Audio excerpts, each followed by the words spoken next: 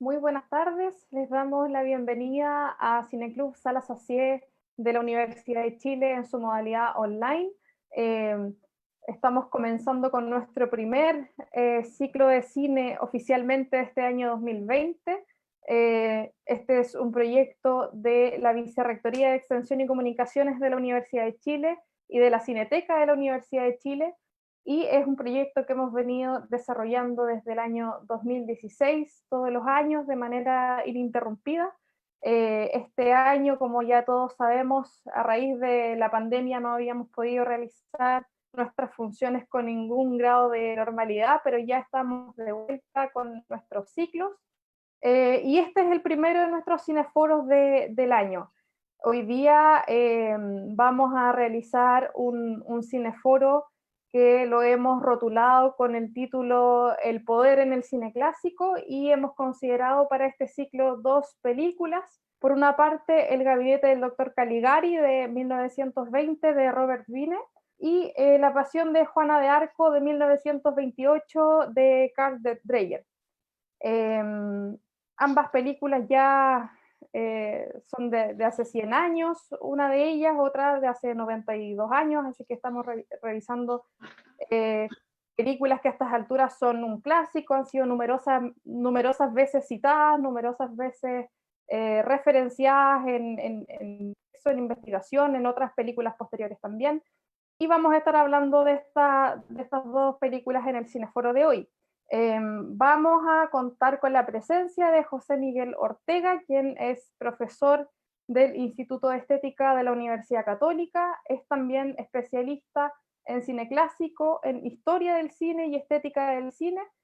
Afortunadamente ya hemos podido contar con él en otras ocasiones en nuestro cineclub cuando lo estábamos realizando de manera presencial. Así que para quienes estén uniéndose a esta transmisión en vivo y hayan asistido a nuestro cineclub en versiones anteriores, posiblemente puedan reconocer a José Miguel. José Miguel, te doy la bienvenida. ¿Estás por ahí? Sí, estoy. Gracias, Hola. Valentina. Hola. ¿Cómo estás? Bien, ¿y tú? Bien, bien, súper bien.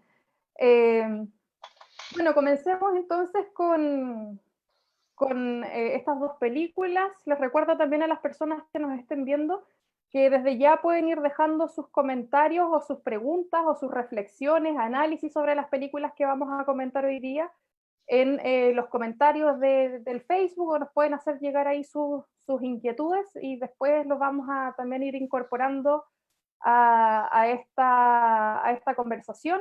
Vayan contándonos qué les parecieron las películas, qué relaciones pueden ahí ver entre ambas, a pesar de que, bueno, en términos estéticos también son películas bien distintas, que ahí vamos a ir conversándolo más en profundidad, pero desde ya les hacemos esa invitación para que después vamos a destinar un espacio a todas las preguntas o comentarios o reflexiones que puedan ustedes compartirnos. Bueno, partamos por el gabinete del doctor Caligari. Eh, Esta es una película, como yo comentaba, de 1920, un ícono a estas alturas y una película muy representativa de lo que fue el expresionismo alemán, y creo que por ahí también podemos entrar al cineforo José Miguel, refiriéndonos un poco al expresionismo alemán, a sus características. Esta es una película que se hace además después de la Primera Guerra Mundial. Ahí también hay como un tema que creo que es bien interesante para poder conversarlo, en el sentido del ambiente que se está viviendo en ese momento y en el contexto en que nace esta película. Entonces también saber qué características tendría este expresionismo alemán, cómo de alguna forma se relaciona o se opone a una noción un poco más realista de la representación del mundo en el arte. Y bueno, y cómo además del expresionismo alemán en términos generales, podemos también aterrizarlo específicamente al cine. Veníamos conversando antes también que el mismo término de expresionismo alemán está un poco cuestionado hoy en día, no se habla tanto de expresionismo alemán. Entonces me gustaría que entráramos por ahí a esta película, a partir de esta, ¿qué podemos caracterizar de esta película en primera instancia? Bueno, primero, gracias por la invitación. Este es el inicio de esta vuelta que ustedes han tenido, así que muchas gracias por ser el primero. Eh, bueno, sí, por lo que tú dices, son varios puntos que podríamos estar desarrollando. Bueno, en primer lugar, voy a partir con lo que dijiste al final, como para tener este contexto, que el término expresionismo alemán hoy en día ha sido bastante como cuestionado. Bueno, ya venía cuestionado por parte de Fritz Lang, que dice que Lotte Eisner eh, puso como en un mismo saco un montón de películas que él considera que no eh, corresponderían como a este canon 100% expresionista, ¿ya? Eh, y la única película expresionista como por antonomasia sería Caligari. El resto ya tendrían otras características que no las podríamos asociar en un 100% a lo que era el expresionismo, bueno, como vanguardia artística, por ejemplo, en pintura, en el trabajo de Max Reinhardt, que es este director de teatro, donde Caligari toma muchísima influencia. De hecho, el libro de Lotte Eisner, el nombre completo es La pantalla demoníaca, la influencia del teatro de Max Reinhardt en el expresionismo alemán. Ese es un nombre bien, bien largo, donde ella también establece ciertas relaciones que vienen desde el teatro y cómo ellas se van a volcar en el gabinete del doctor Caligari. Cosa que, por ejemplo, es más difícil de identificar en una película como Nosferatu, de Murnau, que te das cuenta que ella es una película que está filmada en exteriores, no ocupa estas escenografías construidas en estudio, como el caso de Caligari, y donde también se le ha criticado mucho a Robert Wine, que es un director que la verdad es que después hizo una carrera que nadie se acuerda. O sea, si tú te das cuenta, Caligari pasó como a la historia más bien por, por su escenografía, por su estética, más que la labor del director. De hecho, ahí como que tú podrías ver, hay 4 escenógrafos, algunos de ellos que venían de la arquitectura, que trabajan en la película, que vienen con esa influencia, con esa inspiración del teatro y también de cierta pintura también romántica. El romanticismo alemán va a ser también muy importante en la aparición de estas obras, independiente de la estética, ¿ya? Eh, lo podemos ver, por ejemplo, en algunos planos de Nosferatu, que yo creo que evocan más a cierta pintura romántica y la aparición de la novela gótica, que es otro elemento que también va a propiciar y va a ayudar a la aparición de todas estas películas, fantasmas, estos castillos, etcétera. Entonces, eh, Lotte Eisner, partiendo como de todas estas ideas, las pone y las junta para definir un tipo de cine que se iniciaría en 1913 con la película El estudiante de Praga, que va a tener 2 versiones, y finalizaría con Metrópolis de Fritz Lang. Entonces es un periodo que cubriría 1913 y 1927. Ahora, lo que tú señalas es cierto. Si uno revisa la bibliografía más contemporánea, te va a dar cuenta que ya no se habla de expresionismo, salvo con Caligari, sino que se habla de cine fantástico y de terror alemán, enmarcado en este periodo que te digo yo, 1913-1927, porque ahí entran otras películas, ya que no tendrían este carácter tan potente que tiene la película de Robert Wine. Entonces, claro, hay un tema que me parece que es importante para ver también las diferencias que hay y no pensar que son todas las películas iguales a lo que es Caligari. Y bueno, lo otro también es entender que lo que bien decías tú, porque en la década del 10 fue muy caótica en Europa y Alemania estaba en una crisis económica tremenda. Los 2 guionistas del gabinete del doctor Caligari habían participado en la guerra como soldados, entonces también se habían inspirado mucho en la muerte en batalla, ya en las trincheras. De hecho, tú también puedes ver, por ejemplo, las pinturas de Otto Dix, que te va a dar cuenta que hay una recurrencia a filmar también las trincheras, por ejemplo. Entonces, lo que significa la muerte en ese lugar. Entonces, claro, venían impregnados como de una guerra tan violenta como fue la primera. Recuerda que es una guerra de trinchera, o sea, enfrentamiento cuerpo a cuerpo, que también la distancia con otras guerras posteriores, que hay una distancia, aun cuando sigue siendo terrible, pero ellos quedaron muy mal. Entonces de ahí también uno puede entender eh, cómo se gesta el gabinete del doctor Caligari, ¿ya? Desde el punto de vista de las propuestas que ellos hacen, un poco tomando el tema que proponen como del poder. O sea, esta figura del doctor que controla a este sonámbulo llamado César. Entonces hay unas ciertas analogías que quizás podríamos comentar un rato más. Bueno, y Lotte Eisner pone una lista de elementos que ella considera que propician la aparición de este tipo de películas. No vamos a hablar de expresionismo porque ya vamos a hablar como este grupo de películas.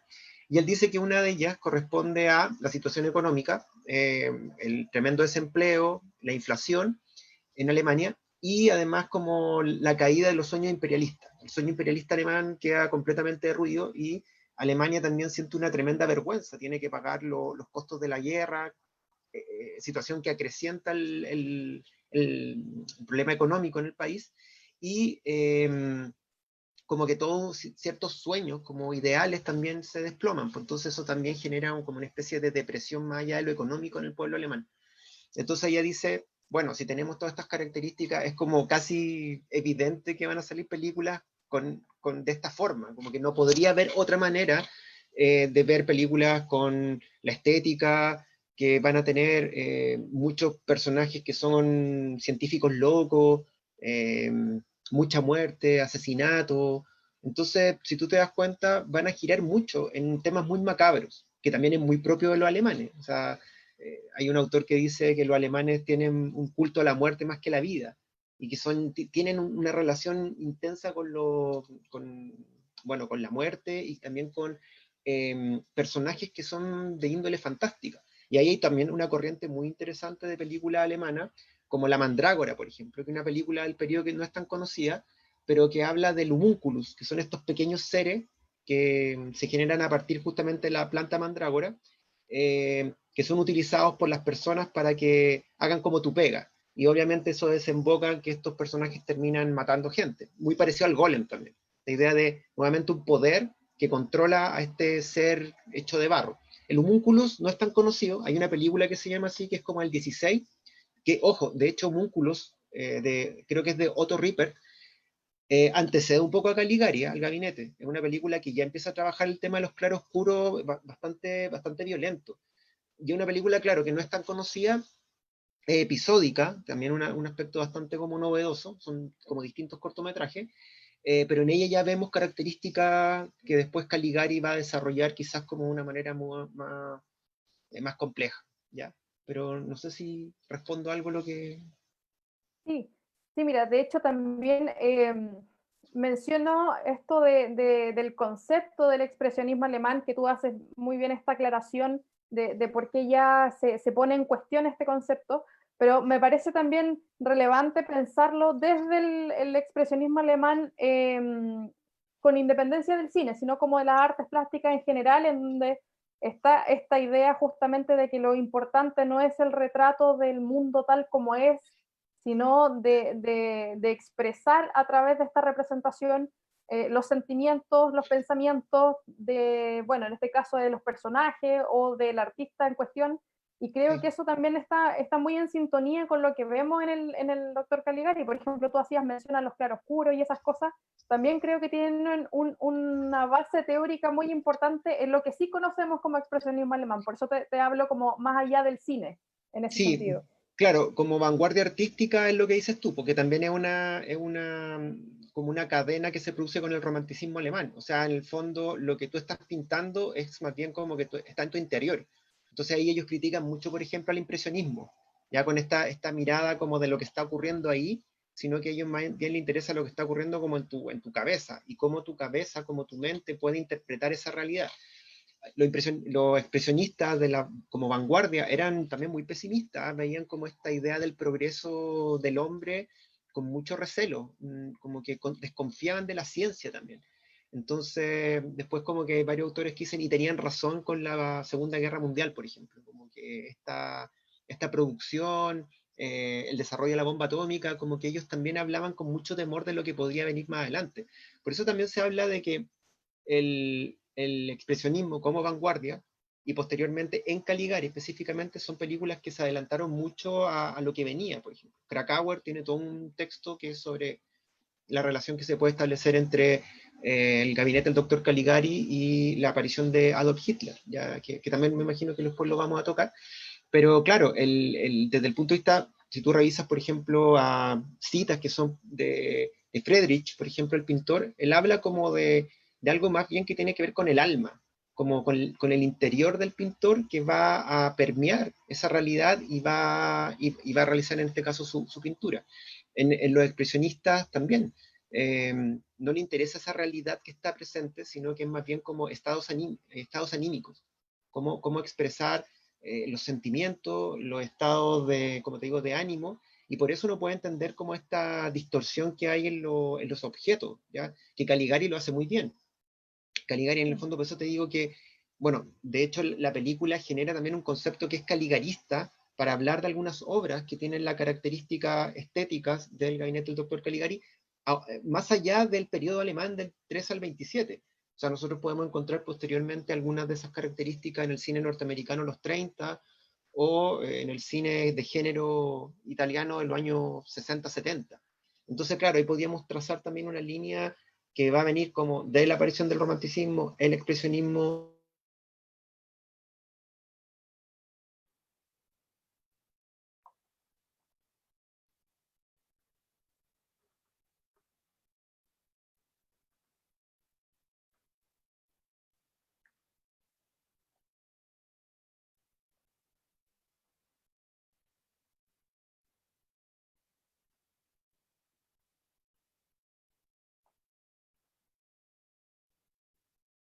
Parece que se nos quedó pegado José Miguel. Estábamos en medio de una de las respuestas.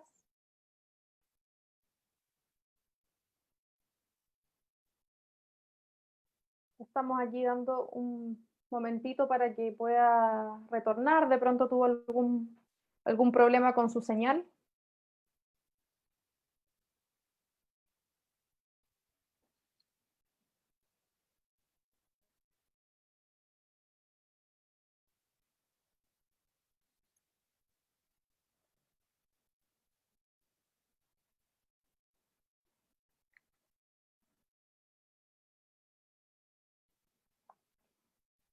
Continuamos en un segundo.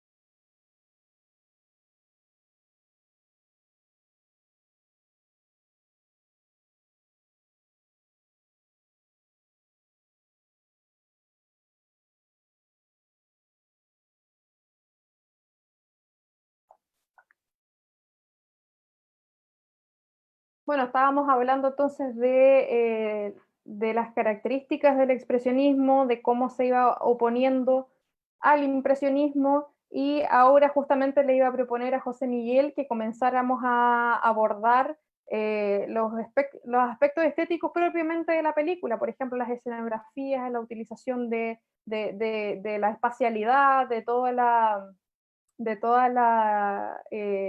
utilización también de las iluminaciones, de los claroscuros, de los contrastes que allí surgen y cómo en el fondo vamos caracterizando a los personajes de la película a partir de estos elementos estéticos que están presentes allí. En cuanto vuelva José Miguel a conectarse, vamos a seguir por esa vía la conversación del Cineforo. Les agradezco la paciencia, estamos por continuar en un segundito. Les recuerdo además que para quienes se estén uniendo a la transmisión, pueden ir dejando sus comentarios en los Facebook de la Cineteca de la Universidad de Chile y de la Vicerrectoría de Extensión y Comunicaciones de la Universidad de Chile. Pueden dejar allí sus impresiones de las películas. Si tienen preguntas también o comentarios que hacerle al invitado de hoy día, el profesor José Miguel Ortega, pueden ir también dejando sus comentarios allí, los vamos a incorporar después.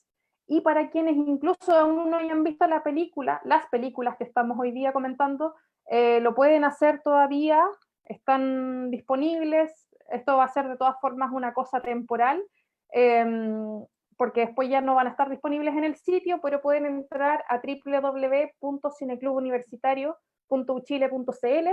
Allí, además de las dos películas de este ciclo, tenemos una sección llamada Crítica Cinematográfica. En esta ocasión, el profesor Luis Horta escribió un texto respecto a la película La Pasión de Juana de Arco, que vamos a comentar más ratito, así que si aún no han visto las películas, pueden entrar allí a hacerlo. Y el resto de ciclos que vayamos programando, vamos a también colgar las películas en el mismo sitio, así que pueden desde ya dejar guardada esa página web.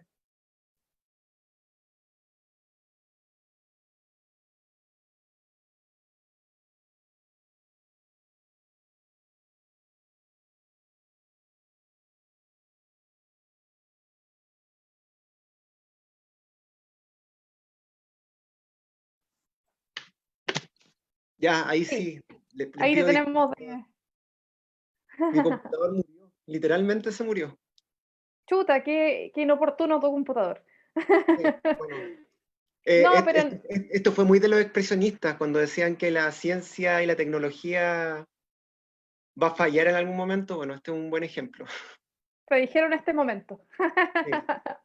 Mira, Bueno, bueno, dale nomás, estaba un poco poniendo en contexto también y hacia dónde iba a seguir la siguiente pregunta o tema que iba a instalar en relación a lo que tú venía mencionando del expresionismo, la oposición con el impresionismo y todo, así que continúa nomás con esa parte y luego yo te planteo lo que sigue. bueno, un poco lo que hablábamos hace un momento antes del corte. Yo siento que ahí en Europa, en la década del 10, principalmente en Alemania, también hay un elemento que no es menor, que tiene que ver con la proliferación de logias y sectas, donde muchos de estos autores van a terminar metidos. Los propios guionistas de Caligari van a participar de ellas, generando un vínculo muy grande con lo esotérico. Entonces, ahí también uno puede entender por qué aparecen estas otras películas. Sectas como una de las más importantes, Fraternitas Saturni. Tú empezás a revisar la lista de los, así como de los directores alemanes del año 20, de la década del 10 y del 20, van a estar como todos metidos. El propio Murnau anduvo dando vuelta un rato y bueno, después se retiró. Y ojo, no es menor, porque no sé si ustedes se enteraron que hace un par de años exhumaron el cadáver de Murnau y se robaron la cabeza, el cráneo de Murnau, justamente para celebrar como un tipo de rito. Eso fue hace como 5 años más o menos. Murnau fue exhumado justamente por esta relación que había con esta logia secta en la década del 20. Madame Blavatsky también, que era como esta gran hechicera, bruja. Entonces, hay un tema que es mucho más amplio que el propio arte, sino que se expande a estas expresiones donde estos tipos buscaban también como cierta conexión. Todos esos elementos que aparecen y que forman parte de estas logias, que es como una manera de identificarse entre ellos, que son estos signos que aparecen, están muy presentes en Caligari. En muchas de las paredes se van colocando esta iconografía que genera esta como lectura a partir de los participantes de la logia. Lo mismo va a pasar con el Nosferatu. Cuando lee las cartas, el conde está lleno de simbología y mucha de ella también corresponde a algunas de estas logias sectas que, bueno, no tengo idea de lo que significan, pero sí están identificadas como que forman parte de estos círculos cerrados. Entonces eso también creo que es relevante porque la conexión como con un mundo esotérico es muy profundo. De hecho, cuando tú después ves películas como, bueno, Suspiria, que hablábamos un rato como la conexión con el cine italiano de los 70, que van a tener una enorme influencia de los alemanes en los 20. También aparece el tema como de lo que se llama el triángulo mágico en Europa, y bueno, nuevamente van a aparecer el tema de la hechicería y la brujería. ¿Ya? ¿Cómo se llama? El Gurdjieff, por ejemplo, una serie de postulados antroposóficos también va a estar muy desarrollado en estas películas en el sentido de generar estos vínculos.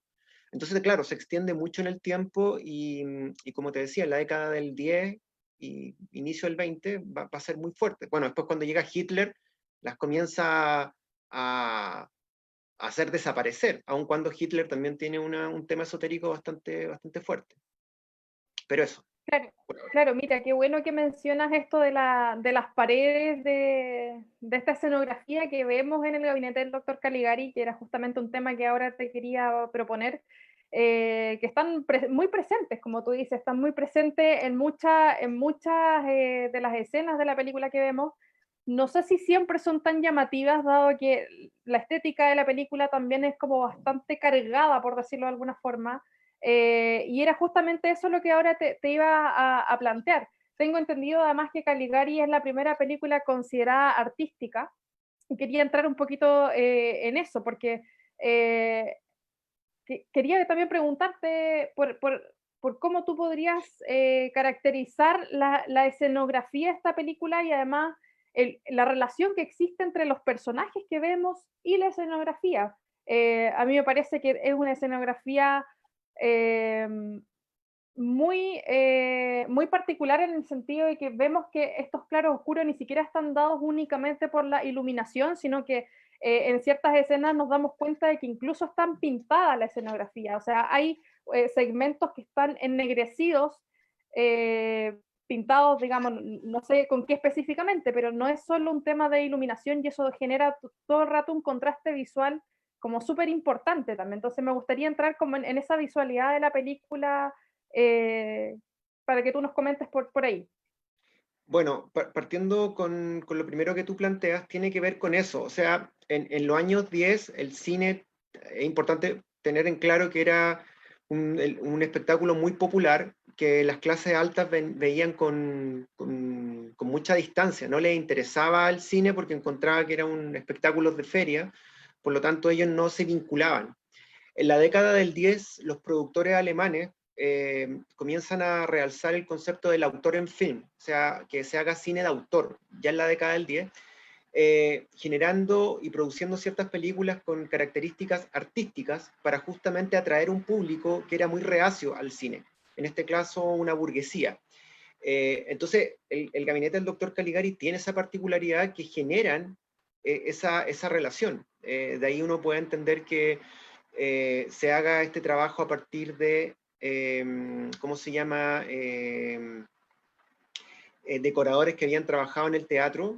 Yo te decía Max Reinhardt, ahí va a ser como lo importante, y además que Max Reinhardt tenía un prestigio muy grande en Alemania, bueno, en Europa en general. Entonces, ese vínculo era como, ya, el cine puede también tener estas características artísticas que hasta el momento eran bastante esquivas, ¿ya? Aun cuando uno puede pensar en que, en estricto rigor, la idea de que el cine salta a un espectáculo y se diferencia radicalmente del teatro está mucho antes. Uno puede pensar en las películas de Griffith de la década del 10, un poco lo que dice Scorsese. O sea, cuando aparece Nacimiento de una Nación, se dice que el cine es un arte por derecho propio. Gabinete del Doctor Caligari, una película de 1919-20, entonces igual es posterior. Pero en Alemania estaba pasando eso. Entonces, quería, ¿cómo se llama? Que eso generara que las películas sean y tuviesen una relación importante con lo artístico. ¿Cuál era la otra parte de la pregunta que me hacía Valentina? No, bueno, en realidad tenía que ver con lo que ya vienes mencionando, o sea, te proponía hacer un análisis también de la escenografía que vemos en la película, que no sé si surge propiamente acá o si viene por el lado del teatro también, y de cómo podríamos caracterizar, por ejemplo, la espacialidad en el gabinete del doctor Caligari. Ujú. Son súper llamativos los escenarios en donde transcurren las acciones, que a mí me parece que son bastante diversos, pero de todas formas son muy particulares en el sentido de que son espacios muy poco funcionales, son espacios con muchas curvas, muchos rincones, no son espacios abiertos, no son, como que tampoco son simétricos, y eso también te quería preguntar, o sea, cómo en el fondo vemos que transcurre esta película de 1 hora 20, 1 hora y cuarto, algo así, en escenarios que se ven bastante diversos, pero que tienen una serie de formas y una constitución espacial que es bastante particular, incluso cuando se nos quiere mostrar algún exterior, como por ejemplo el cementerio en un momento, que salen de un cementerio y ese tipo de escenas. Bueno, un poco lo que habíamos hablado hace un rato, la influencia importante iba a ser el teatro de Max Reinhardt, porque él va a comenzar con un tratamiento de luz que no se había visto, por ejemplo, en ese momento en puestas en escenas teatrales. Entonces, ya hay un trabajo importante de él para crear atmósferas. Entonces, está el tema de un tipo de iluminación que podríamos identificar como expresionista, y además la escenografía de las películas, perdón, de las obras de teatro, van a tener ese salto a el gabinete del doctor Caligari. No es menor que Caligari, a diferencia de otras películas, por ejemplo, como, no sé, Murnau, eh, sea una película pensada también como un plano generalmente general, en donde se evoca también lo que se hacía antiguamente en el cine. Estoy hablando como de los inicios del cine, que era la idea de que el espectador estuviese como en una posición privilegiada, como se decía, idealmente como en la tercera butaca de un teatro. Entonces tú te das cuenta, Gabinete del Doctor Caligari mantiene ciertos planos, la movilidad de la cámara es prácticamente inexistente, sino que está más bien dada por la dinámica interna del plano, es decir, los personajes que entran y salen, muchas veces generando estos aspectos muy oblicuos en la película, que también son interesantes. Entonces, hay como dos vertientes, uno que critican que la película sea extremadamente teatral, y otros que la defienden diciendo que por lo general la película tiene entradas y salidas de los personajes que son completamente poco habituales, ¿ya? Entonces, sí, claro, si tú revisas, por ejemplo, lo que se estaba haciendo en la década del 10 en los Estados Unidos, o por ejemplo, directores como Murnau en Alemania, claro, hay una enorme diferencia. Murnau es un director que le interesa mucho que la cámara pueda literalmente como escribir la historia. En el caso de Robert Wine, no, la mantiene fija. Lo otro que tú mencionas, que es la relación entre, ¿cómo se llama?, los personajes y el espacio, claro, pues son ciudades como no funcionales, ciudades que en el fondo, callejones que no llevan a ningún lado, puertas extremadamente angostas que obviamente como que ahí no pasa nadie, la relación espacial tampoco es muy respetada, o sea, recuerda cuando el doctor Caligari va a la oficina como de este burócrata a pedirle el permiso para instalarse en la feria, está como en una silla que es imposible, o sea, la silla mide, no sé, como 1,5 metros más, y él está ubicado arriba. Entonces esa relación espacial en la película lo va a trabajar mucho, y que posteriormente se van a ir viendo en otras películas, cuando se intenta, por ejemplo, hablar de un mundo completamente pesadillesco.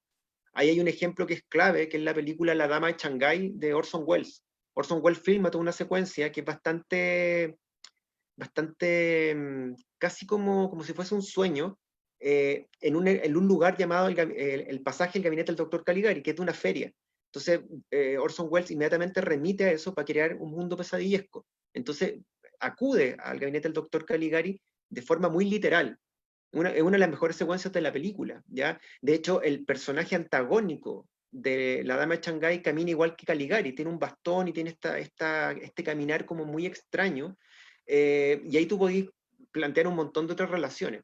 Como la espacialidad de estas películas van a aparecer en el cine de los años 30 en Estados Unidos, y posteriormente en algunas películas de cine negro en los 40, y de ahí un salto a los 60 en Europa, con las películas de el gótico italiano, o el cine fantástico italiano, que vuelve a mirar el cine alemán de los 20. Entonces siempre hay como una vuelta a este tipo de películas, donde, bueno, Carlos Losilla, que es uno de los estudiosos importantes de este tipo de cine, habla que no podemos entender el cine de terror contemporáneo sin estas películas. Como que en el fondo son la base, porque van a haber repeticiones tanto narrativas como estéticas, ¿ya? Y también eso es importante, que algunas de estas películas alemanas van a tener su remake en los Estados Unidos, muchas veces con los mismos técnicos. Eh, bueno, tú sabes, Fritz Lang se va a Estados Unidos, Murnau hace una película ya, John Alton, uno de los directores de foto más importantes que hay dentro del periodo inicial del cine negro, con una gran influencia del cine alemán de los años 20. Bueno, él es húngaro, pero lleva consigo esa influencia.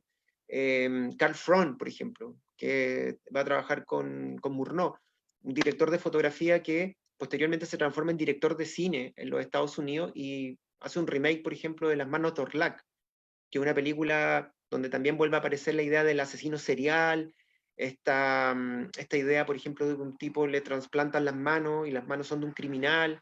Entonces, ese mundo que aparece en estas películas posteriormente se traslada a los Estados Unidos, replicando algunos aspectos estéticos, ya que tienen que ver justamente con la espacialidad. un poco lo que tú mencionabas.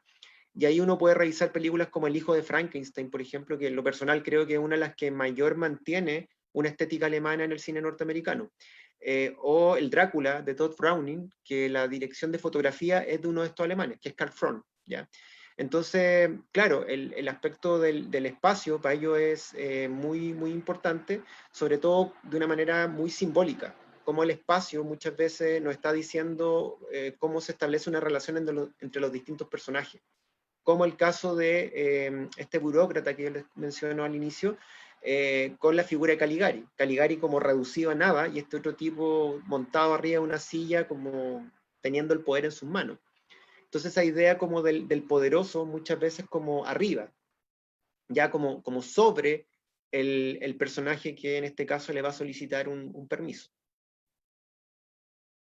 Bueno, ahí hay un concepto que hablábamos un rato, que es el anisomorfismo, que es esa idea como de la no relación directa entre la espacialidad y los personajes, por ejemplo. La silla muy grande, no sé, bueno, la silla, esta distorsión en las ventanas, las puertas estrechas, como que obviamente como que no se puede pasar por ahí. Entonces, claro, eso también va a tener un desarrollo posterior en algunas películas. En el caso de Wells, por ejemplo, incluso en El Ciudadano Kane. Ciudadano Kane tiene varios elementos fotográficos que están también tomados de muchas de estas películas. Perfecto. Mira, te propongo que ahora pasemos a La Pasión de Juana de Arco, que es la otra película de este ciclo online.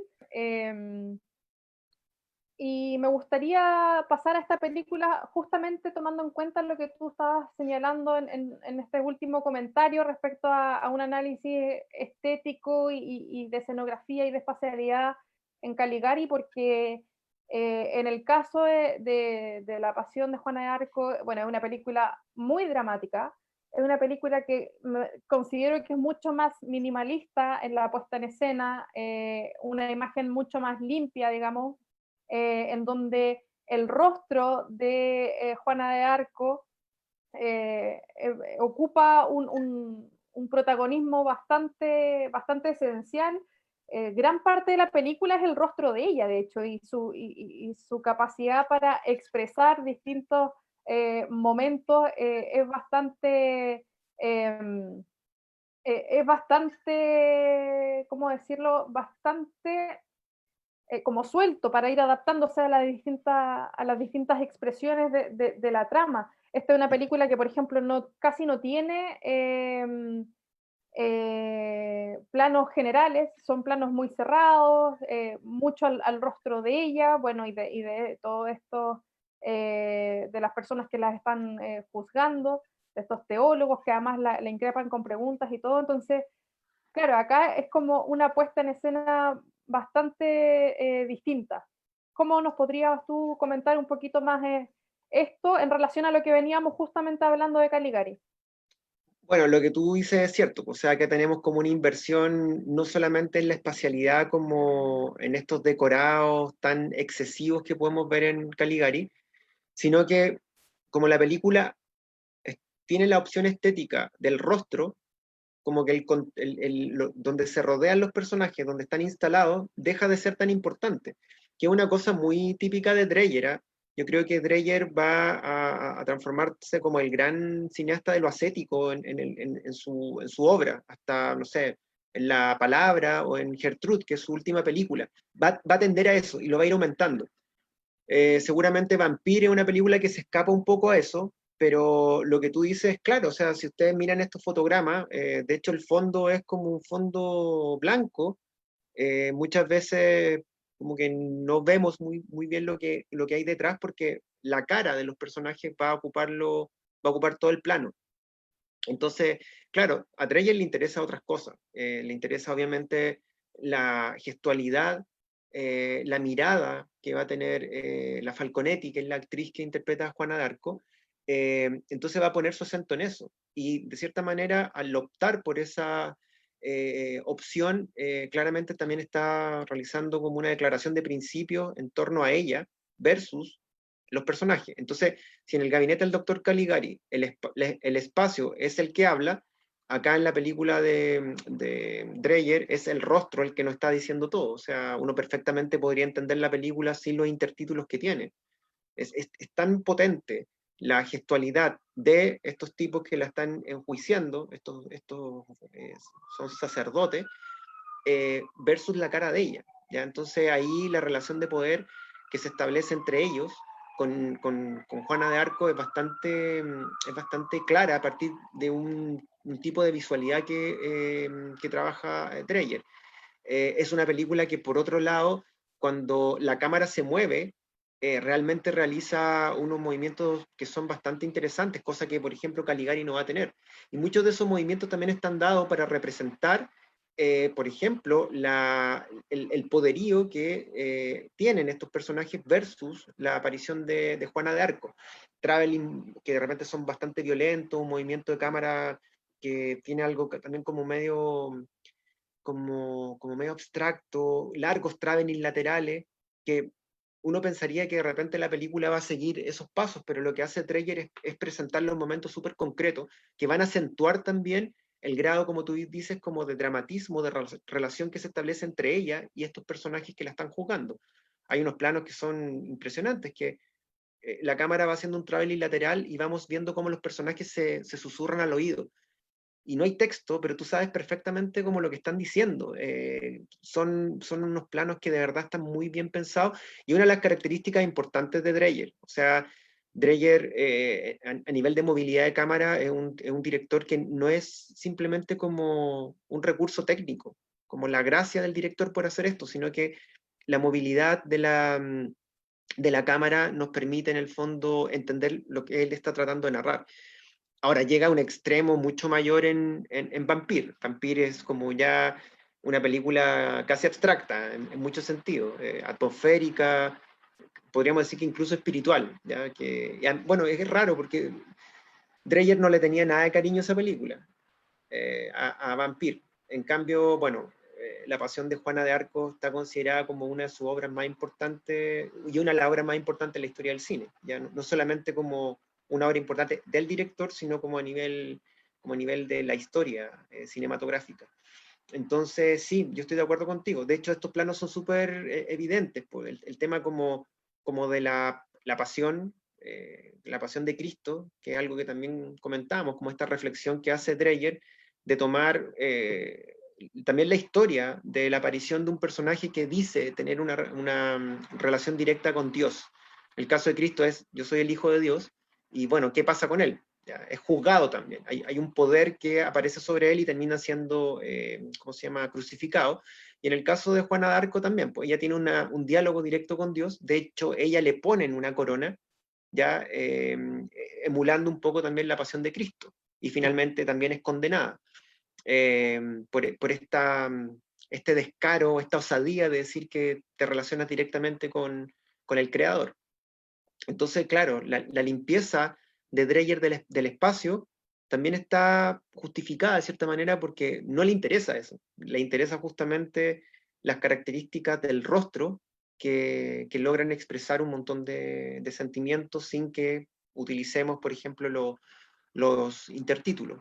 Y eso, siguiendo un poco, por ejemplo, las imágenes que están acá, es otra cosa que Dreyer insiste, que tiene que ver con la fealdad, ¿ya? Que algo que también van a trabajar mucho algunos directores del periodo alemán de la década del 10 y del 20, como Murnau, que es la relación entre lo bello lo bello y lo bueno, lo feo y lo malo. Bueno, Nosferatu es como el ejemplo más obvio, pero acá también aparece eso. O sea, si uno ve los rostros de estos sacerdotes, son muy grotescos. Es tanto así que Dreyer a uno le pone moscas en el rostro, está lleno de moscas. Y fíjate cómo son filmados, siempre con un contrapicado extremadamente violento. O sea, son figuras que están encima literalmente de Juana de Arco. Juana de Arco está literalmente a su disposición. Entonces, cuando hablamos del componente netamente cinematográfico, esas son algunas de las características, que van mucho más allá, por ejemplo, de lo que podríamos ver en Caligari. Caligari está dado por la espacialidad como pura, y en el caso de Dreyer es como una espacialidad que está trabajada a partir como de la cámara, ¿ya? La cámara, una cámara que escribe finalmente la historia. Por eso es bastante interesante, como cómo poder, a partir de las imágenes, crear como toda una estructura. Por ejemplo, en ese plano que está a la derecha, que es cuando Juana de Arco se vuelve a reencantar y a reforzar su fe, que es cuando vuelve a ver la cruz, una cruz que es completamente, se desaparece cuando aparece, hay un pie que pisa, la cruz desaparece. Entonces te das cuenta que eso ya es un elemento que va más allá como de la realidad, ¿ya? Tiene que ver también con es ella la que mira. Entonces, como realzar su fe, pero inmediatamente esa fe que se realza está siendo cuestionada por justamente uno de los personajes que la pisa y hace que ésta desaparezca. De ahí uno puede entender por qué también Juana de Arco toma la decisión en un momento de decir como ya voy a firmar este papel, pero después vuelve a tomar conciencia de lo que ha hecho para terminar siendo juzgada.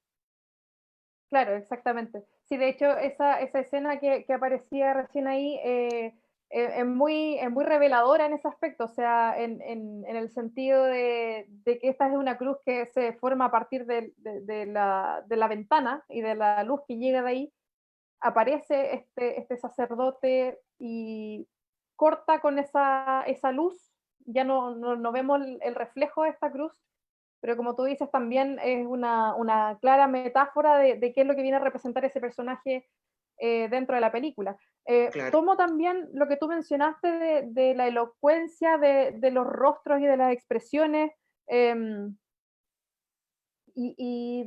tal vez no recurrir tanto al espacio como sí ocurría en Caligari, en donde incluso tú señalas que podríamos acá prescindir de los intertítulos para, con esta, esta focalización en los rostros y en las expresiones, ir entendiendo de qué pasa más allá, digamos, de lo que se pueda dialogar.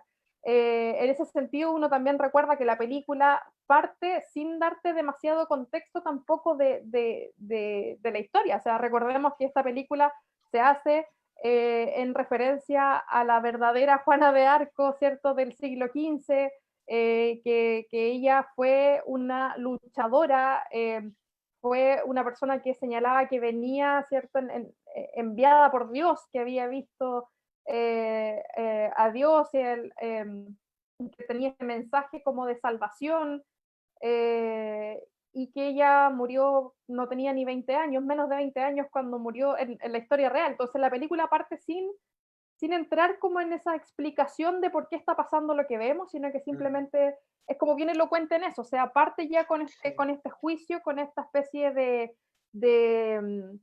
desarrollo de la humillación, que a mí me llama mucho la atención en la película, ¿cierto? Es como tratarla también a través de la burla constantemente. Mm. Hacerle preguntas retóricas o tratar de concederle algo, pero pidiéndole algo a cambio. Es como un tratamiento que a ella se le da súper humillante en ese sentido y súper denigrante también.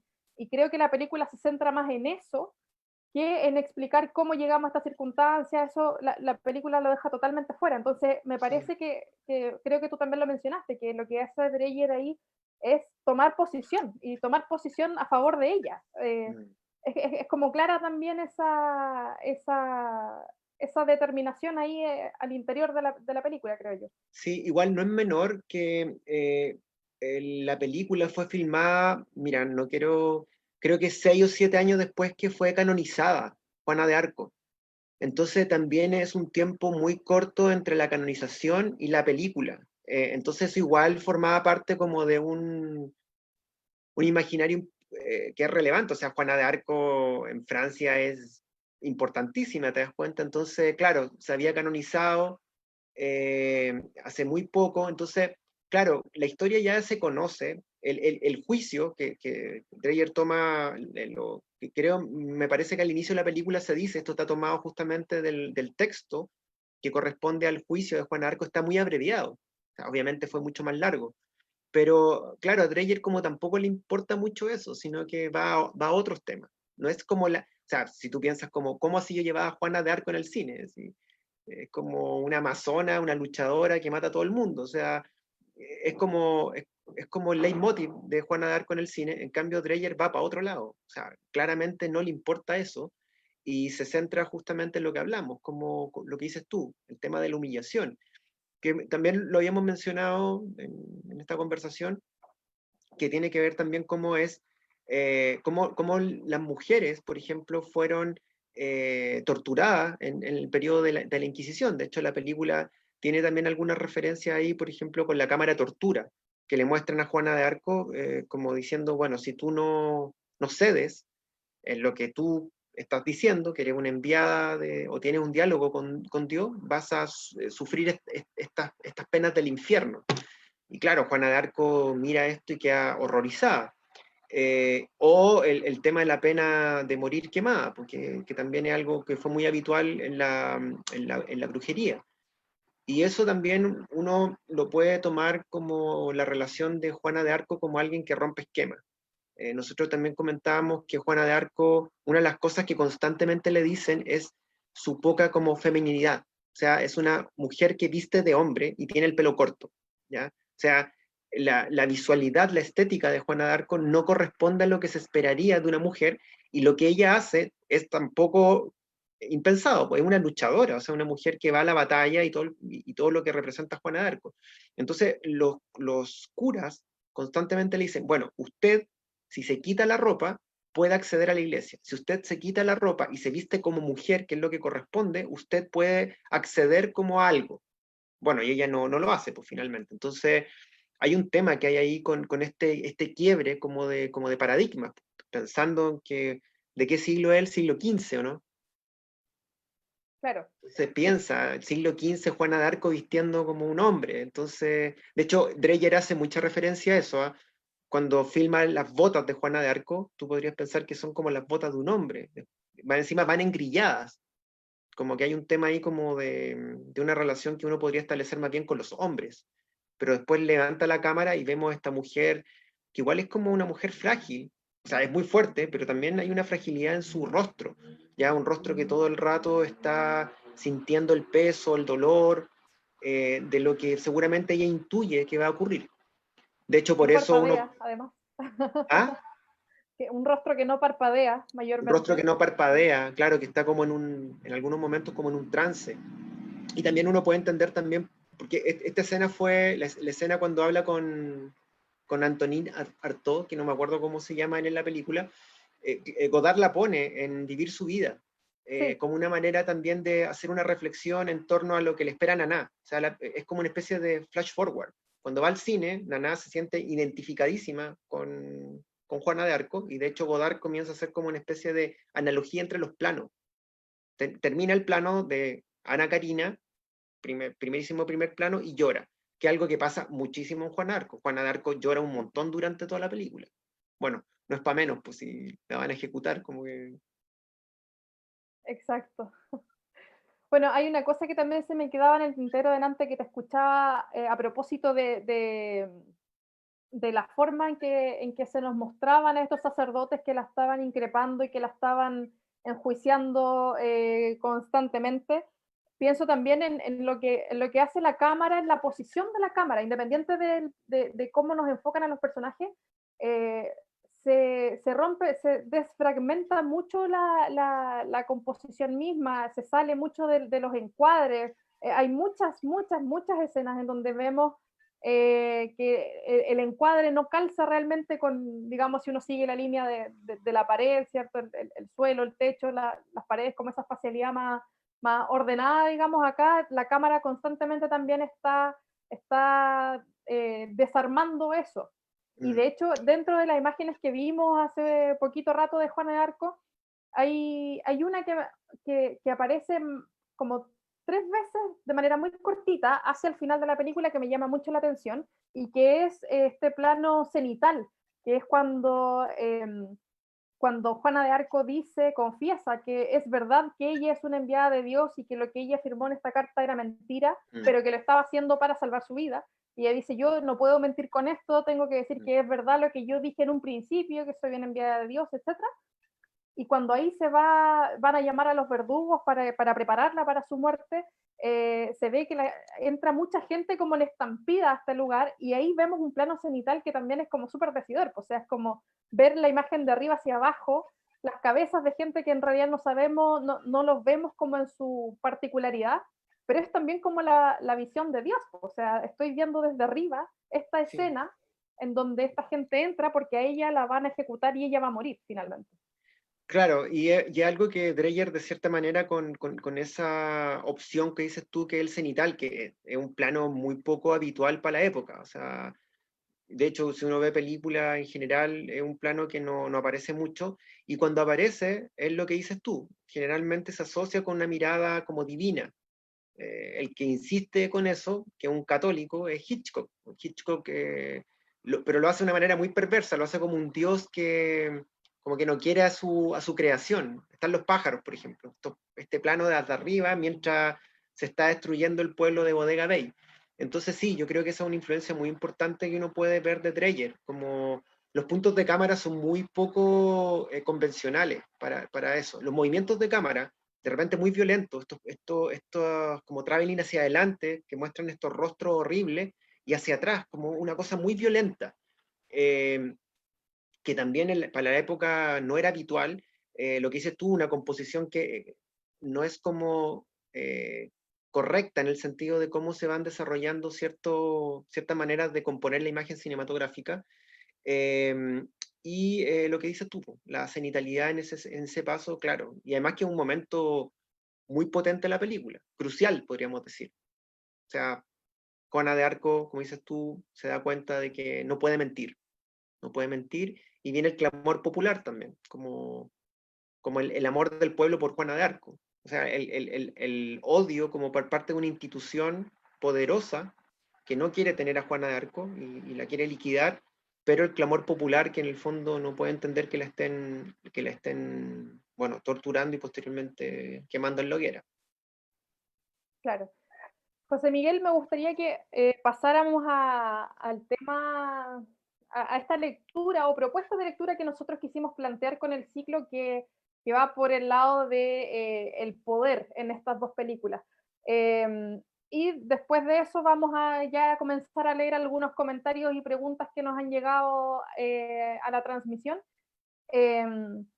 Tú igual has mencionado varias cosas en relación al poder que justamente quería plantear, ¿no? Por una parte, en el caso de Juana de Arco está esta doble problema que ella instala, que por una parte es una luchadora mujer, que como tú dices se le está recriminando constantemente que se saque ese hábito de hombre, y es un tema súper mencionado en la película.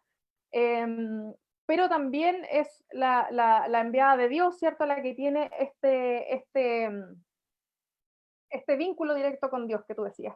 Me llama la atención un par de frases que hay en esta película, en la parte en donde Juana de Arco creo que se desmaya, si no recuerdo mal, o como que se siente muy mal cuando la llevan a Sí. este lugar donde están estos elementos de tortura y ella la tienen que acostar y ahí llegan estos otros personajes, estos otros sacerdotes y dicen lo siguiente: no quiero por nada del mundo que muera por muerte natural.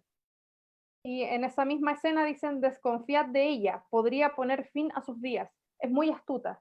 O sea, ahí Claro, en el fondo es como, me parece que esas pequeñas frases muy puntuales son algo así como el punto máximo de poder en esta película, que de hecho al verlo yo considero que es bien impactante, al menos a mí me ocurrió eso. O sea, esa parte del guión es como chuta, o sea, ya es una cuestión de que ni siquiera te importa que ella muera o no, sino que ojalá que no muera de la manera que ella quiere morir. Tenemos que hacerla sufrir, tenemos que nosotros darle muerte, controlar cuándo ella muere y cómo muere. Y en el sí, caso del gabinete del doctor Caligari, la escena que está un poco hacia el final, que es cuando se encuentra el diario de este señor y ahí él empieza a contar cómo ha experimentado con este sonámbulo y que dice algo así como que tuvo éxito al tratar de descubrir cómo hacer que este sonámbulo, manipularlo para que haga cosas que son muy abominables y que él en una situación normal despierto jamás haría, e inducirlo incluso a cometer asesinatos. O sea, ahí también hay un tema como del control muy fuerte, y que creo que ambas películas, y quizá acá me estoy adelantando un poco, pero ambas películas pueden ser súper relevantes en nuestra contemporaneidad a la hora de pensar en el poder también. Entonces, quería plantearte un poco ese tema.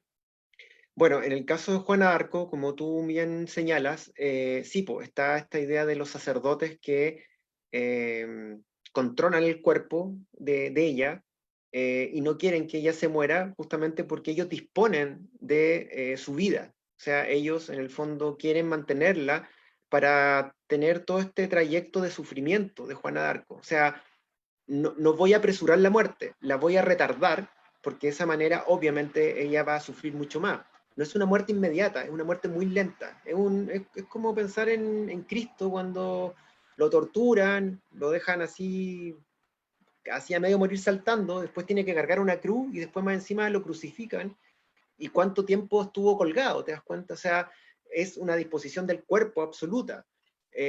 Yo decido cuánto tiempo vas a vivir y también yo decido cuánto tiempo te voy a hacer sufrir. Eh, si tú lo piensas, también uno podría aplicarlo a sistemas, no sé, dictatoriales. ¿Te das cuenta cuando aparece la tortura? Esta idea de los cuerpos que son bueno, mutilados, golpeados, como el poder que yo puedo infligir sobre ti es tan grande que tú no puedes hacer nada. De hecho, habían algunos estudios que hablaban que, por ejemplo, en dictaduras, cuando hay procesos de tortura, gente común y corriente, que tú no pensarías que hiciera eso, siente como una especie de casi como algo muy, no sé si agradable, pero el poder que ellos sienten en ese momento lo pueden aplicar a estas personas que tienen un poco como Juana de Arco, los tienen en cautiverio y ellos pueden decidir hacer lo que se les dé la gana con estas personas. Entonces, sí, es muy claro en la película, en ese sentido, muy claro. La frase que dices tú yo creo que es como que condensa todo eso. O sea, no quiero que se muera, que no haga nada para morirse, nosotros vamos a decidir su muerte y la vamos a hacer sufrir finalmente. Por eso van a la cámara de tortura y le muestran como, mira lo que te puede pasar, mira lo que te podemos hacer, ¿te das cuenta? Y bueno, ¿qué va a hacer? Pues, o sea, a Juana de Arco ahí no le queda otra que quedar, bueno, no sé si es antes o después que se desmaya, porque también la presión es demasiada, o sea, es una presión muy grande la que ella está viviendo, que finalmente porque ella termina firmando por la carta, ya este documento, pero uno lo puede entender también de esa manera. Y sí, estoy de acuerdo contigo, o sea, la idea de un poder que puede decidir prácticamente como lo que te va a ocurrir. Y eso, bueno, es sistemático, o sea, ha ocurrido no solamente como en lo que presenta en la película Juana de Arco, sino que un montón de otros momentos históricos. Y en el caso de Caligari, bueno, ahí también es mucho más evidente, que es la lectura que hizo Krakauer en el libro de Caligari a Hitler, que nuevamente esta idea de cómo el gabinete del doctor Caligari podría anticiparse a lo que es el nazismo en Alemania, identificando a Caligari como Hitler y el pueblo alemán, principalmente los soldados, que son capaces de ir a matar por el mandato que ellos tienen. Entonces, claro, ahí hay un poder que también está dado, en el caso de Caligari, independiente de que tengamos este inicio, este prólogo y epílogo bueno, eso fue de Fritz Lang, ¿eh? O sea, eso fue un invento de Fritz Lang que no estaba en el guión original. Fritz Lang era el director original de Caligari y él decidió tomar otro proyecto, pero estuvo trabajando en el guión, entonces agregó ese inicio, ese prólogo, perdón, ese prólogo, ese epílogo, que en el fondo pueden como derrumbar un poco la idea de la historia, porque a partir de esos dos momentos uno diría como, el que cuenta en la película es un loco. Pero más allá de eso, está la idea de alguien que controla a otro. Ya, en este caso un sonámbulo, alguien que no puede decidir por sí mismo, ¿te das cuenta? Entonces, claro, lo que hace Krakauer es pensar un poco eso, o sea, estoy tan obnubilado por una figura que ni siquiera cuestiono lo que se me obliga a hacer. Ahora, ahí hay un tema que igual no es menor, que nuevamente lo podemos unir con lo de Murnau, que cuando Césare, el sonámbulo, va a matar a la mujer, no puede hacerlo. Te das cuenta como que nuevamente el efecto de la belleza, la mujer bella, impide que el mal como que actúe. Y eso pasa en Nosferatu. En Nosferatu, el vampiro finalmente cae, el mal cae por la belleza, porque ella hace un sacrificio así como para salvar no sé si al mundo, al pueblo, y ella decide sacrificarse que el vampiro la muerda. Una mujer bella, el vampiro también sucumbe frente a esta mujer, y bueno, termina siendo como engañado. El caso de César, bueno, la termina secuestrando, pero no puede cometer el mandato. Y ahí hay un punto de inflexión, te das cuenta como que César ahí como que se libera un poco, pero se libera a partir de la aparición de lo bello. Lo bello hace que él tome conciencia por primera vez en la película, porque al otro personaje ha ido de forma muy directa, muy clara, a cometer el crimen, ¿ya? En cambio acá no puede.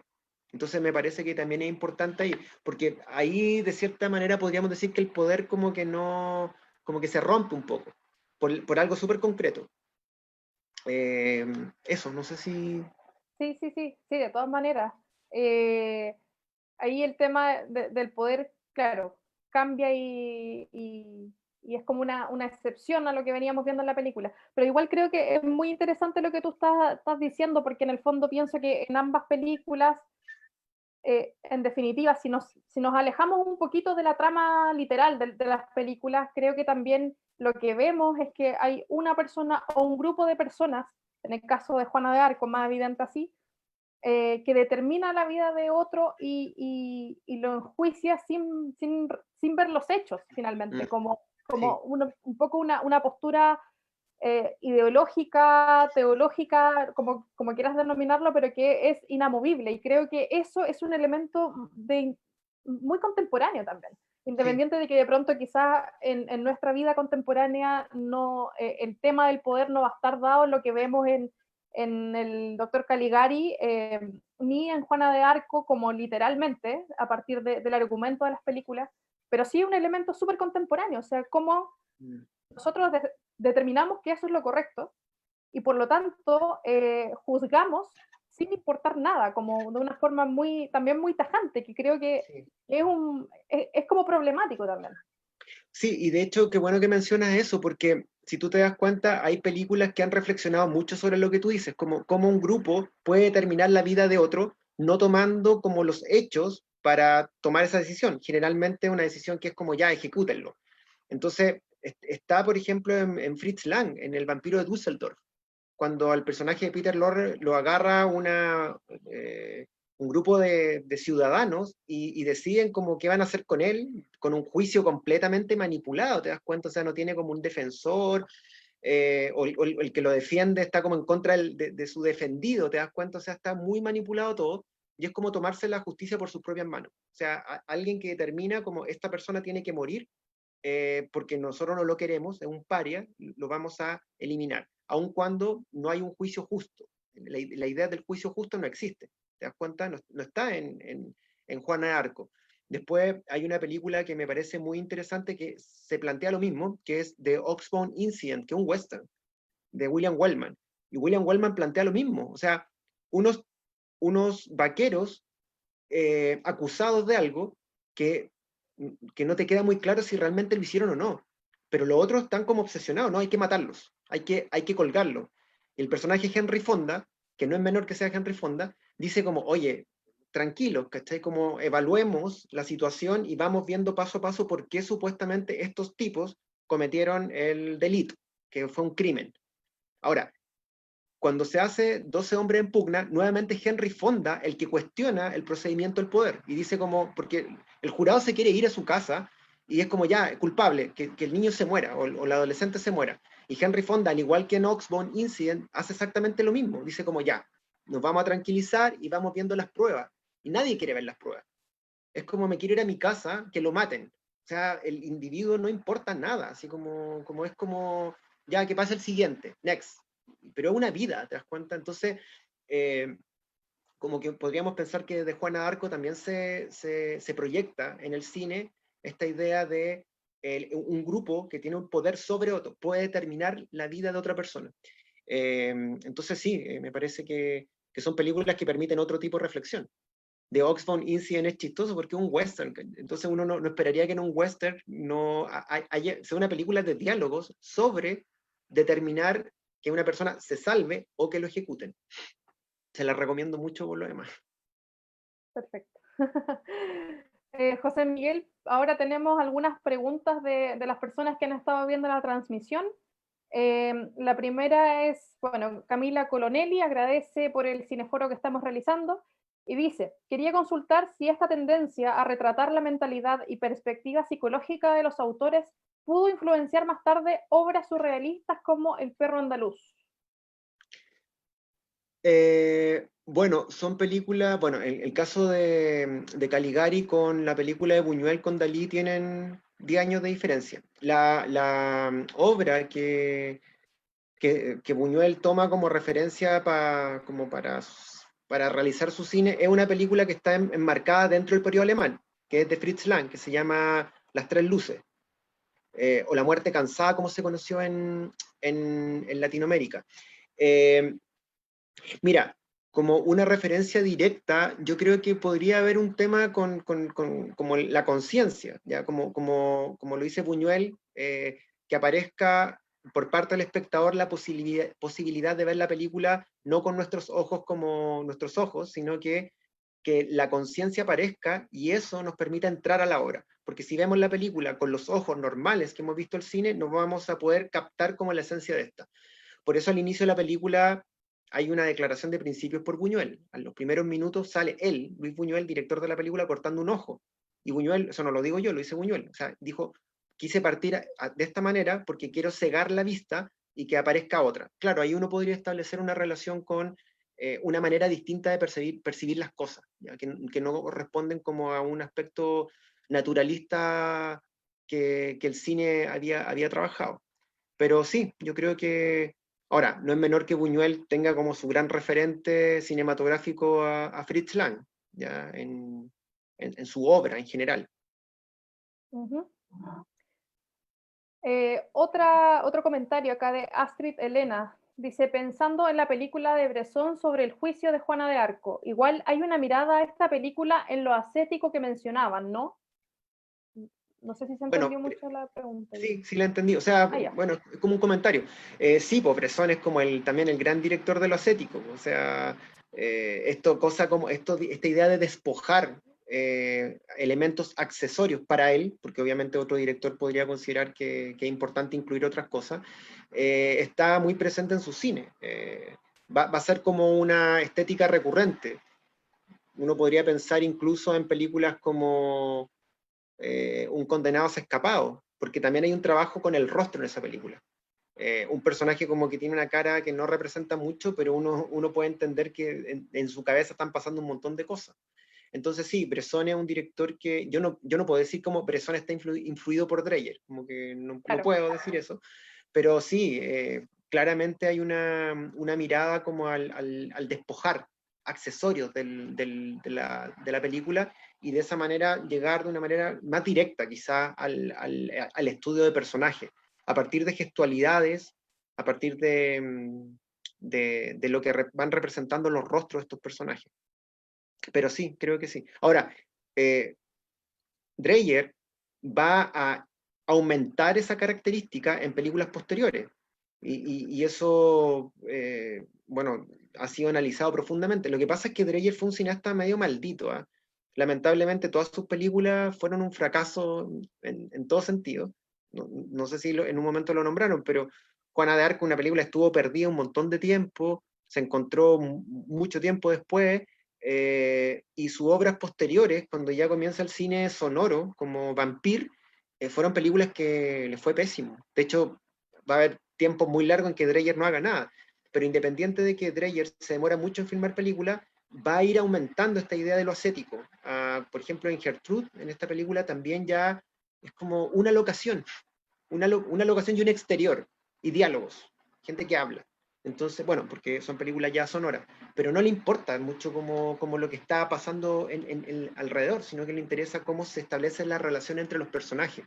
Y obviamente ahí ya es como, podrían estar no sé, en cualquier lado los personajes, pero sí, va a tender mucho a eso.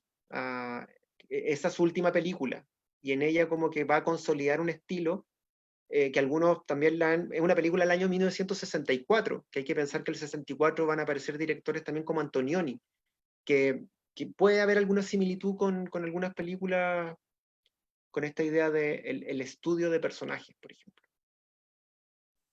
Ujú. Paula Olivares dice, me parece interesante la relevancia que se le da al documento y el registro de los hechos de la película. Creo que el director intentó recalcarnos que la película es una parte de la historia. Claro, en el caso de La Pasión de Juana de Arco.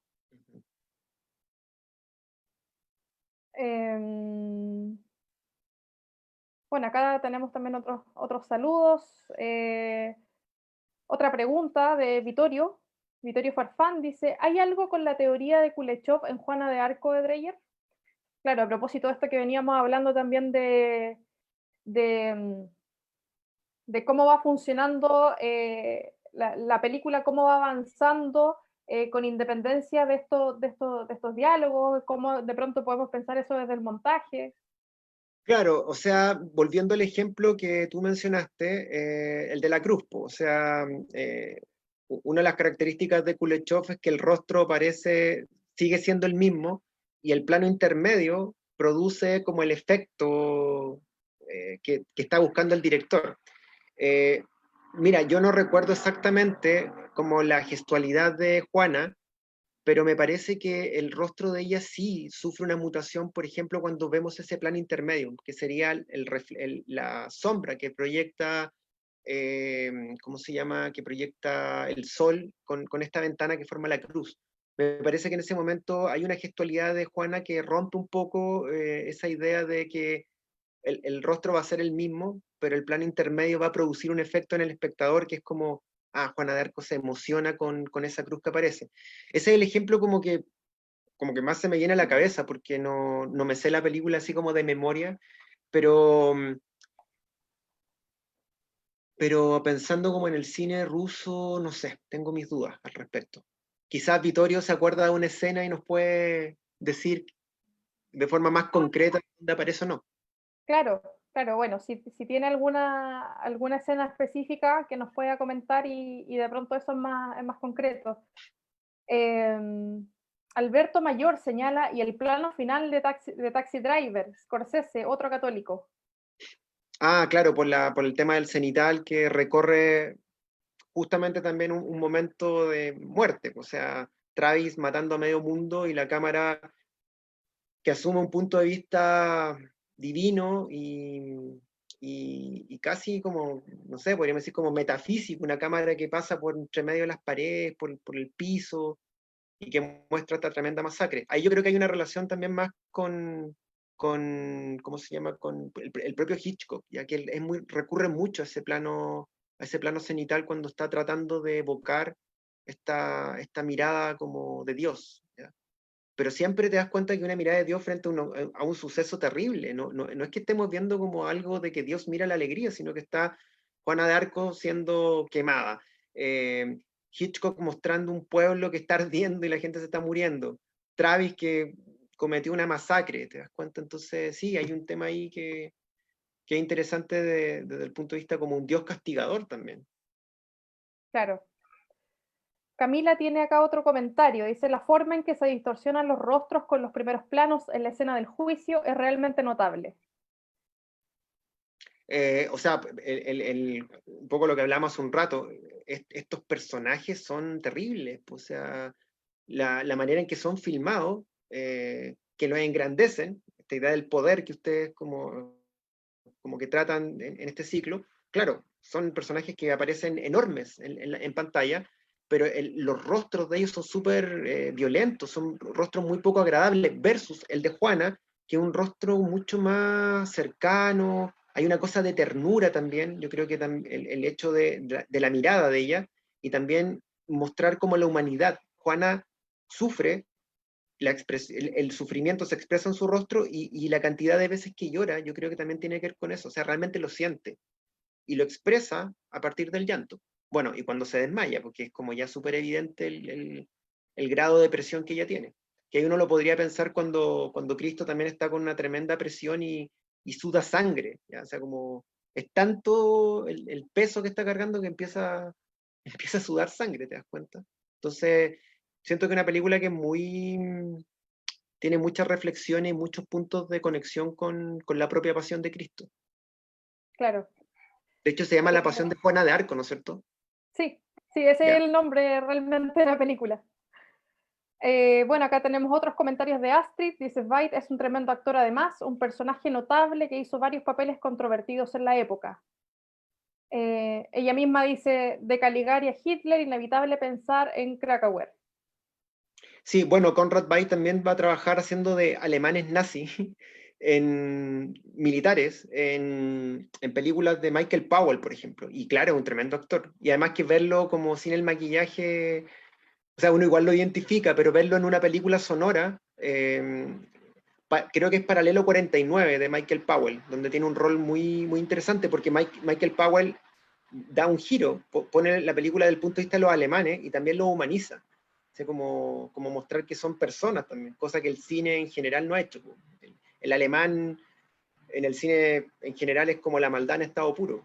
Entonces ahí Michael Powell, bueno, eso le llevó también a que fuera muy cuestionado y criticado por esa opción. Es un poco lo que le pasó a Rossellini cuando filmó Alemania Año Cero o cuando Sam Peckinpah filma La Cruz de Hierro. O sea, van a mirar al enemigo, ¿te das cuenta? Y humanizan al enemigo. Y eso es como un pecado.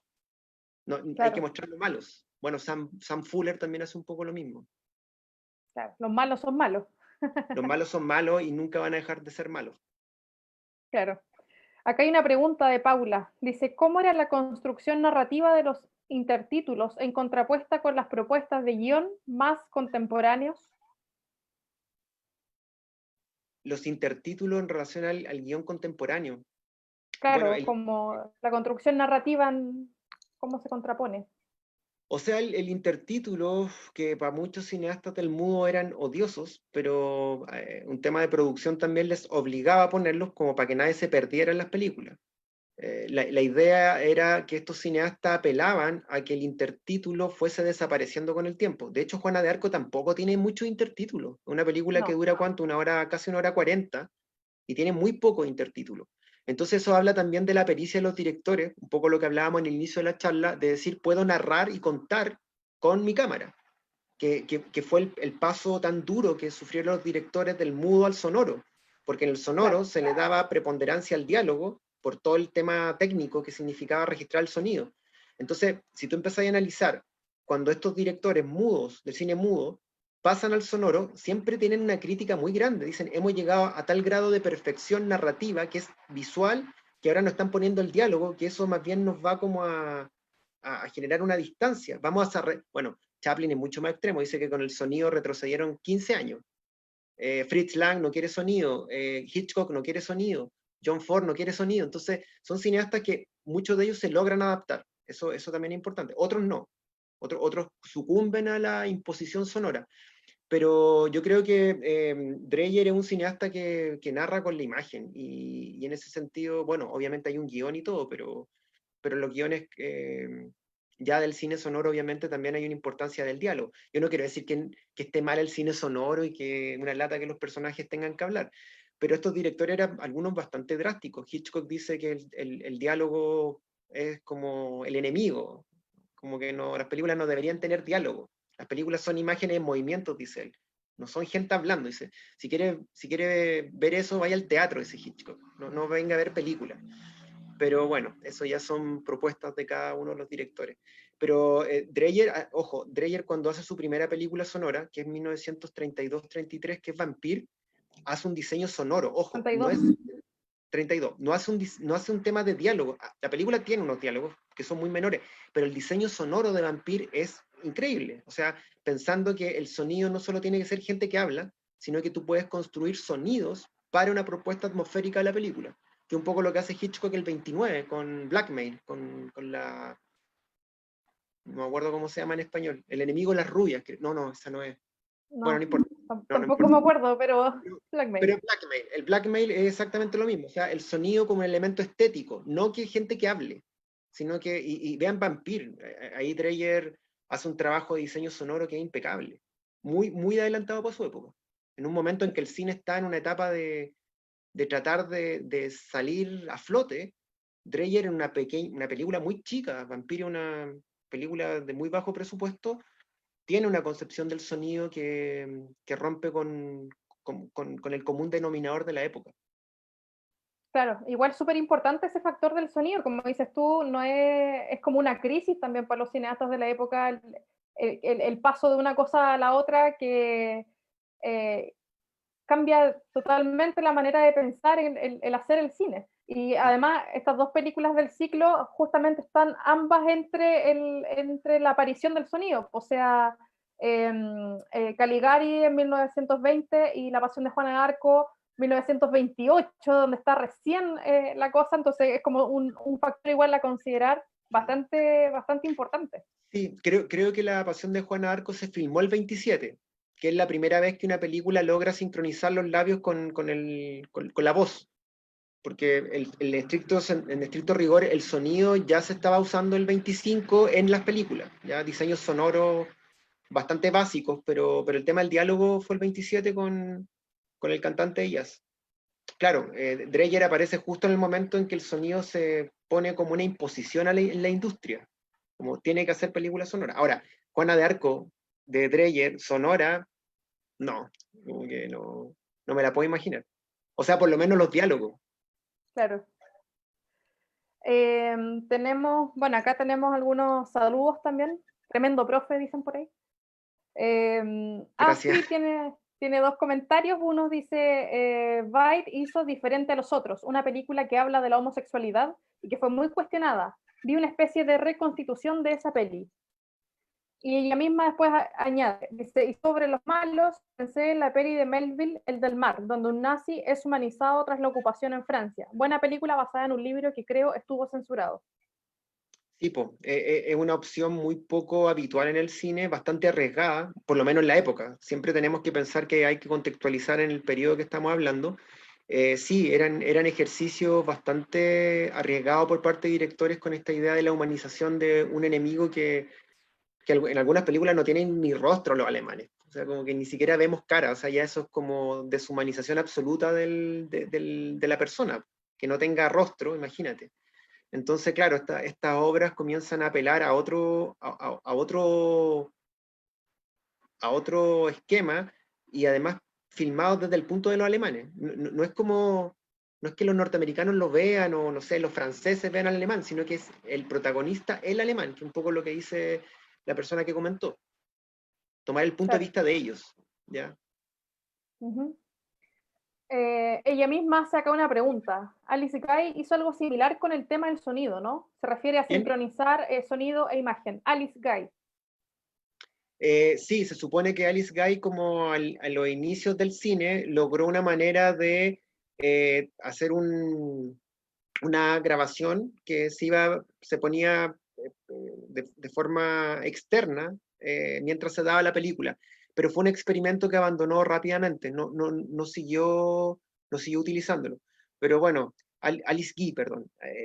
Alice Guy, claro, tuvo un montón de adelantos y temáticas también que eran poco habituales en su cine. Ojo, también es importante decir que Alice Guy es la punta del iceberg dentro del contexto de mujeres directoras. Claro, ella ha sido como la representante, pero si tú empezás a estudiar la cantidad de mujeres que hay en ese periodo es enorme. Mabel Normand, Louise Weber, por ejemplo. De Entonces hecho, cada una, hablando delante de los planos cenitales, Louis Weber tiene un plano súper bueno, considero yo, en este corto que se llama Suspense, sí, suspense, cuando está el sí, ladrón y pasa por fuera y esta dueña de casa se asoma por una ventana, creo. sí, Ese plano es tremendo y creo que eso dura como 10 11 minutos esa película, claro. y ella lo utilizó de una manera bastante innovadora, creo yo. Y esto es como de 1913, creo, entre 1910 y 1913 en ese periodo.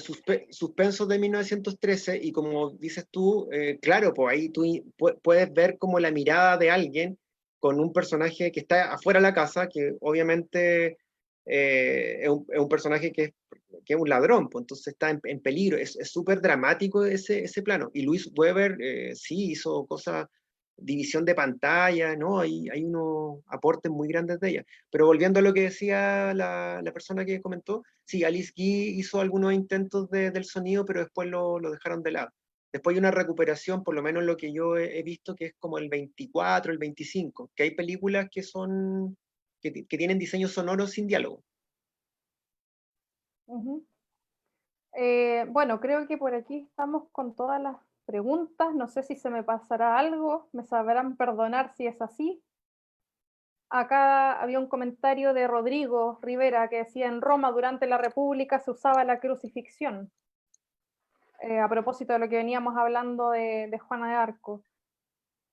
Bueno, la crucifixión es un motivo que se ocupa incluso en cine contemporáneo, o sea, esta manera muy simbólica. No sé, por Rossellini lo hizo en Roma Ciudad Abierta.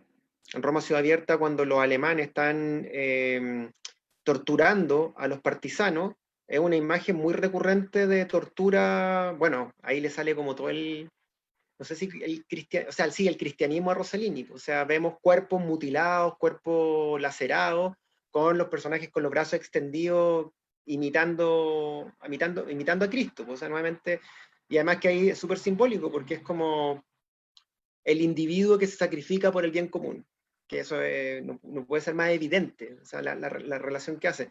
Y lo otro, por ejemplo, algunas imágenes que recuerdan a la piedad, con todo el elemento simbólico que esta representa.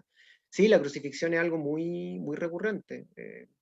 No sé, Scorsese tiende mucho a eso, Boxcar Berta, ahí hay una crucifixión, o sea, y es como quién es el crucificado finalmente, que es como desde dónde desde quién o sea, para dónde va el director con esos personajes, se pone de su lado finalmente, sobre todo si es un director católico. En Hugo, la película Hugo también pasa lo mismo. Georges Méliès hace una cruz, entonces como Scorsese diciendo ya este es como el Dios Padre, no sé, bueno, hay mucha referencia religiosa. Si uno se mete en otros directores como Buñuel, podríamos estar Claro, todo el día hablando de eso. ahí hay todo un mundo. Sí. Y acá un último comentario, dice Bruno Vidal: vean, chiquillos, vean Del alba a la medianoche. Una sugerencia. Bueno, creo que abarqué todo, así que ya iremos cerrando nuestro cineforo. Hemos estado más de 1 hora y media, de hecho, comentando estas dos películas, El gabinete del doctor Caligari y La pasión de Juana de Arco, que quisimos enmarcar en este ciclo llamado El poder en el cine clásico. Realmente son dos películas, pero hemos conversado un montón. O sea, si hubiéramos tenido un ciclo más largo, que hubiera sido posible hacerlo también con más películas, yo creo que no terminamos nunca. Así que qué bueno haber podido desarrollar en profundidad eh, las dos películas por igual y poder hacer este vínculo que hemos estado haciendo. Bueno, les agradecemos un montón a todas las personas que han seguido la transmisión, que han estado acá participando también desde las páginas Facebook de la Cineteca y de la Vicerrectoría. También un agradecimiento enorme a José Miguel por acceder a una vez más a ser parte de nuestro cineclub.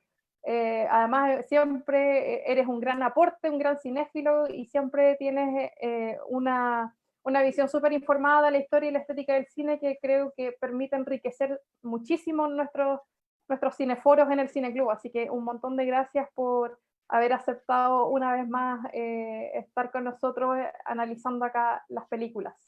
No, gracias a usted. Siempre es grato conversar de películas. Exactamente. Bueno, vamos a cerrar el cineforo entonces. Gracias por la paciencia a todo el mundo. Les recordamos que esta es nuestra primera actividad online propiamente tal del Cineclub durante este año. Vamos a estar publicando las informaciones para septiembre prontamente, así que ahí están prestando atención a las redes sociales de la Cineteca de la Universidad de Chile y de la Vicerrectoría de Extensión y Comunicaciones de la Universidad de Chile. Ahí vamos a tener los afiches, los invitados, los temas, las películas y toda la información necesaria. Les recuerdo que en el sitio www.cineclubuniversitario.chile.cl vamos a estar usando el mismo sitio para ir subiendo las películas las que sigamos programando de aquí a fin de año. Así que guarden ese sitio para que estén continuamente revisando la nueva programación que vamos a ir subiendo ahí. José Miguel, muchas gracias por todo, muchas gracias por tu aporte, gracias también a todas las personas que nos siguieron y nos veremos en una siguiente ocasión. Que estén muy bien.